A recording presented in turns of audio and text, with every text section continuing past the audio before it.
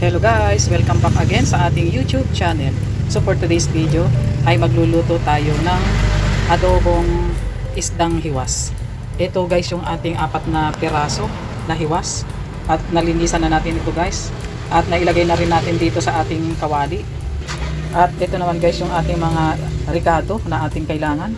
Meron tayong bawang, sibuyas, luya, siling green, ating mamasigas oyster sauce, meron tayo ditong pamintang pino, suka at saka yung ating toyo. Ilagay na natin guys itong ating mga ricado.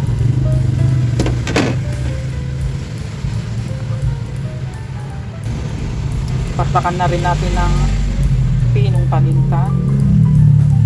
Ayan guys. Lalagay na rin natin guys yung ating suka. Tansya-tansya na lang to guys. Depende sa dami ng ating lulutuin. Lagay na rin natin guys yung ating toyo.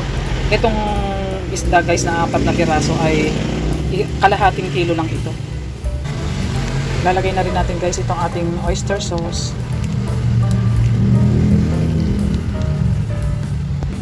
Maglalagay din tayo guys ng brown sugar, pampabalanse sa ating lulutuin. At ganun din yung ating tubig. At atin ang sindihan yung ating kalan.